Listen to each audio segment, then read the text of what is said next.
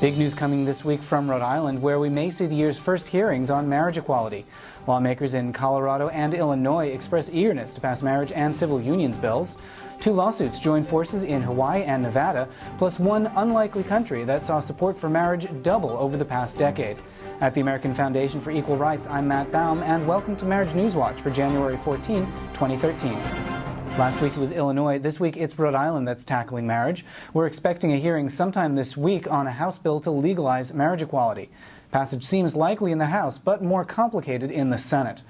This past week has seen a flurry of endorsements for the bill, including from State Treasurer Gina Raimondo and from Reverend Nicholas Knisley, the new Bishop of the Episcopal Church in Rhode Island. Those were both overshadowed a bit when President Obama stepped in to endorse the measure as well. Meanwhile, Rhode Island Senator Frank Ciccone announced plans for a bill that would put the freedom to marry to a referendum.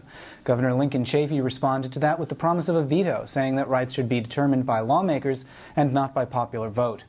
For now, Marriage Equality Rhode Island needs your support. Visit them over at equalityri.org to find out how you can get involved no matter where you are. Meanwhile, in Illinois, a new General Assembly convened this week.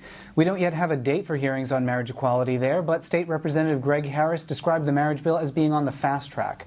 And in Colorado, State Senator Pat Steadman has introduced civil union legislation. In response, Governor John Hickenlooper called for the bill's passage in this week's State of the State address. Turning to the courts, 2 lawsuits in Nevada and Hawaii have been paired up in the Ninth Circuit. They're both on hold, pending a ruling from the Supreme Court on AFER's Prop 8 case. And internationally, a new survey from Poland shows that support for marriage has doubled over the last decade, from 8% to 16%. We still have a long way to go, but at least it's progress. And Taiwan shows promise as well, with recent hearings on reforming the civil code to recognize marriage equality. This is going to be a very busy year for marriage, with lots of news happening very fast. Remember to like and share this video with family and friends. It's crucial that we get the word out about this important work. And subscribe here on YouTube and at afer.org for the most up-to-date information.